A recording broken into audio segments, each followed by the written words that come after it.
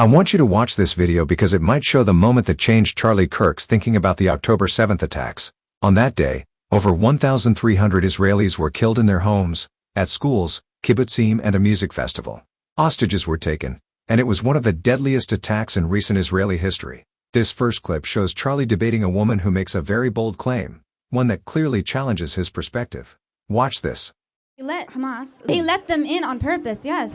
If Israel laid down all of its weapons, what would happen? They are committing a genocide and wait. How dare you say, no, I gotta put, what is a genocide? A genocide is when you are taking over a land and people senselessly just... Was October 7th a genocide? Okay. Answer the question. When 1,300 Jews were killed in their homes, kibbutzes, and a music festival, was that a genocide? No, because, no. By your own definition, it is.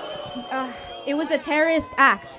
But it was a terrorist act, but this was all planned by the governments. That's what I'm trying to explain to you. No, you got to tell me, why was October 7th not a genocide, but what Israel is doing is a genocide? Israel has the Iron Dome. Why? They could have easily protected the festival. They could have easily protected their people, but they let this Hamas, this little... They let them in? They let them in on purpose, yes. Really? Yes. So you think the Israeli government allowed Hamas terrorists to come and kill 1,300 innocent civilians, take hostages, and go into kibbutzes? They needed an excuse to do that to the Palestinians. What is your evidence of this claim? Why are they claim to want Hamas. They claim to want... No, what is your evidence that Israel would butcher 1,300 of its own people? The worst Jews since the Holocaust. What is your evidence of that? Look, I don't want to sound rude or offensive towards you, but I'm explaining throughout the news why is, again, they have the Iron Dome. They have they have billions of dollars in defense. They have millions of dollars in military, and they have the power to stop. They allowed the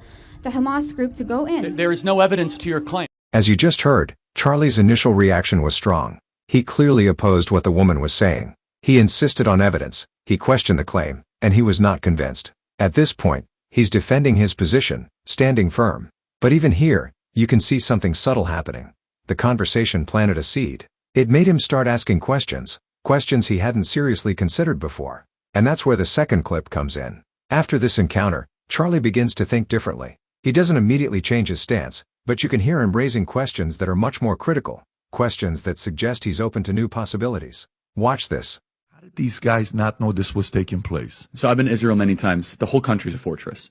When I first heard this story, I still had the same gut instinct that I did initially. I find this very hard to believe.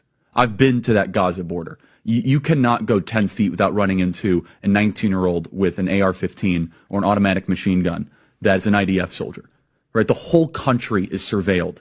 And so let me just kind of go through this. We don't talk about Israeli politics very often, and most Americans don't know this.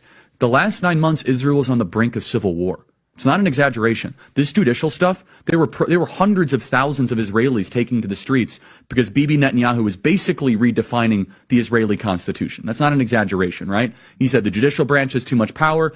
There were protests planned this week against Netanyahu, where they anticipated tens of thousands of people to take to the streets. That's all gone, Patrick. Netanyahu now has an emergency government and a mandate to lead. I'm not willing to go so far that saying that Netanyahu knew or there was intelligence here. But I think some questions need to be asked. Was there a stand-down order? Was there a stand-down order? 6 hours? I don't believe it. Israel's the size of New Jersey. When I took a helicopter ride from Jerusalem to the Gaza border, it's 45 minutes. Wow. 6 hours. They're live streaming the killing of Jews. Did somebody in the government say stand down? That is a legitimate, non-conspiracy question.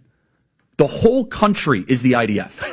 The whole country is. Yeah. And you're trying to tell me that they're going to concerts and kibbutzes and schools and by reports 6 hours. Let's say it's 3 hours. That's suspect. Go ahead, Rob. It's also not like a right-wing reporting. This is from the New York Times. The long wait for help as massacre unfolds in Israel. I can't think of a more liberal news outlet than the New York Times. And by the way, I'm actually very pro-Israel. So let me be very, so I'm not exactly. Well, I think we all are. No, I just want to make sure my position is clear here. But so Patrick, there are other explanations. It's possible that the Netanyahu government was double-crossed by bad agents. Okay? That's dark, but it's not as dark as what we're talking about. Okay? Another aspect is that Netanyahu might have traitors in his government, like legitimate traitors that have infiltrated. I was texting with some senior people in the IDF, and they said, Charlie, can't say too much, but let's just say the same problem you have with the left in America, we have here in Israel. So there's something to think about. Just something to think about, right? Is that maybe there are some people within those intel agencies that aren't as sympathetic. Or maybe, Patrick, maybe they might have gotten a tip, they might have gotten whispers, but no one thought it would be 1,200 Jews dead. That's a potential, right? Because here's the essence of it. The essence is this. This is the closest thing to the Holocaust that any of us have lived through. But the fact is now Bibi and the Israeli hard-right government has a mandate. I got to be careful the way I say this. They're going to try to ethnically cleanse Gaza. Yep. I mean, I don't use that term lightly, okay? They're talking about basically removing 2.5 million people from there, okay? And honestly, they have a mandate to go seek justice and revenge. They do.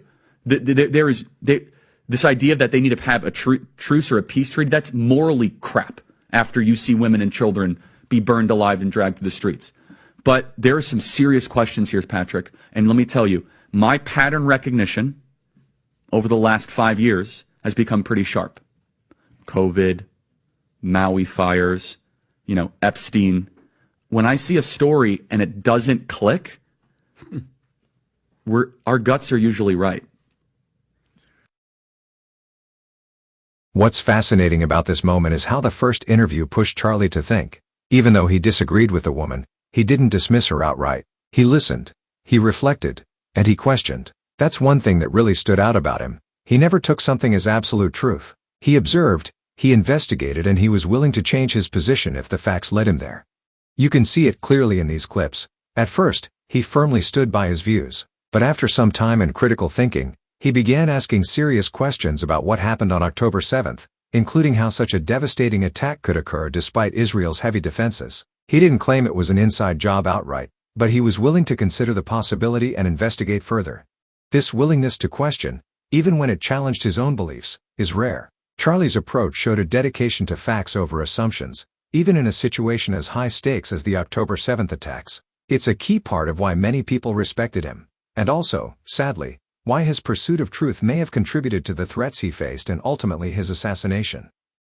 He did not like Bibi Netanyahu, and he said that to me many times, and he said it to people around him many times. He felt that Bibi Netanyahu was a very destructive force. He was appalled by what was happening in Gaza. He was, above all, resentful that he believed Netanyahu was using the United States to prosecute his wars for the benefit of his country, and that it was shameful and embarrassing and bad for the United States, and he resented it. Didn't hate Netanyahu. He wasn't out there with a placard saying that, but he certainly expressed that to me and a lot of other people.